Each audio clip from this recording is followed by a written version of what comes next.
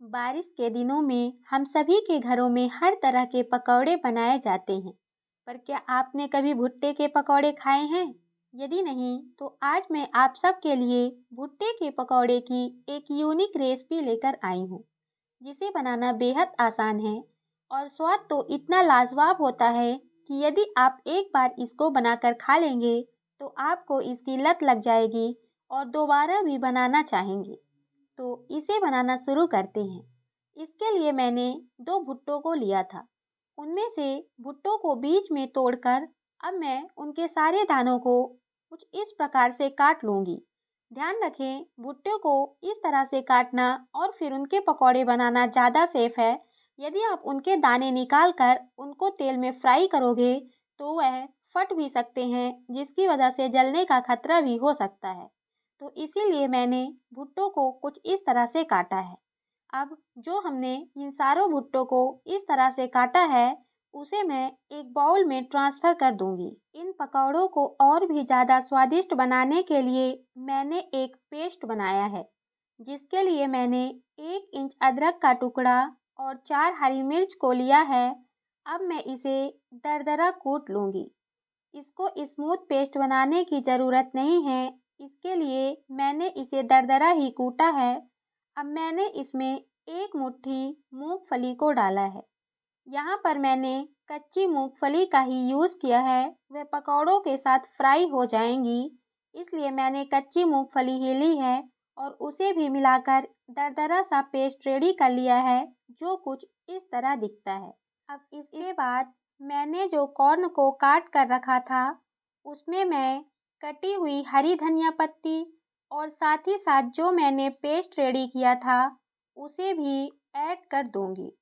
और इसके बाद 1 चम्मच साबुत जीरा, नमक, हल्दी और इसके साथ साथ मैंने एक ऐसी चीज़ मिलाई है जिससे इन पकौड़ों का टेस्ट और भी ज़्यादा बढ़ेगा, और वह है डेसिकेटेड कोकोनट।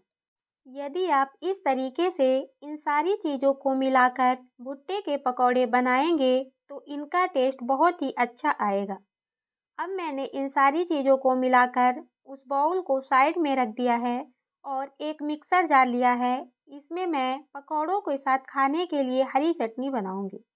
तो इसके लिए मैंने धनिया पत्ती, अदरक, मिर्च और 1 टमाटर को काट कर साथ ही साथ उसमें नमक, साबुत जीरा और लेमन जूस मिला दिया है और इसे मिक्सी में चला लिया है। इस तरह से हमारी हरी चटनी बनकर तैयार हो गई है। अब हम पकौड़े बनाना शुरू करते हैं। तो इसके लिए मैंने इन सारी चीज़ों को एक बड़ी सी प्लेट में ट्रांसफ़र कर दिया है। अब मैंने इसमें 4 चम्मच बेसन और 2 चम्मच चावल का आटा डाला है। पहले मैंने 3 चम्मच बेसन ही डाला था, फिर मुझे लगा कि और भी बेसन डालना चाहिए, तो मैंने 1 चम्मच बेसन बाद में डाला है। अब यह मिक्सचर थोड़ा सा ड्राई सा लग रहा है, इसलिए मैंने इसमें कुछ पानी की बूंदें डाली है और इसको अच्छी तरह से मिलाया है। अब यह देखना है कि यह पकौड़े तलने के लिए तैयार है या नहीं, तो इसके लिए सबसे पहले मैंने एक बॉल बनाकर ट्राई की है। अब मैं सारी बॉल बना लूँगी। अब पकौड़ों का शेप जो चाहे रख सकते हो, मैंने इसे राउंड शेप दिया है। अब मैंने एक कढ़ाई में मीडियम हॉट ऑयल रखा था, उसी में मैं इन सारे पकौड़ों को फ्राई करूँगी। ध्यान रखें, आप इन पकौड़ों को ऑयल में डालने के तुरंत बाद ही ना चलाएं। जब यह एक साइड से फ्राई हो जाएं, तब उन्हें चलाकर कुछ इस कलर आने तक इन्हें फ्राई कर लें। यदि आप तुरंत ही चलाएंगे, तो पकौड़े तेल में भिसक जाएंगे। अब इस तरह से हमारे जो सारे पकौड़े बनकर तैयार हो गए हैं, मैंने उसे एक प्लेट में निकाल लिया है और साथ ही साथ मैंने जो हरी चटनी बनाई थी, उसे भी मैंने इसी प्लेट में डाल दिया है। इस तरह से हमारे भुट्टों के पकौड़े की प्लेट लगकर तैयार हो गई है। सच में इन पकौड़ों का टेस्ट इतना अमेजिंग था कि खाने वाले सभी लोगों ने बहुत तारीफ़ की। तो आप भी ऐसे ही पकौड़े आने वाले बारिश के मौसम में या इसी बारिश के मौसम में ज़रूर से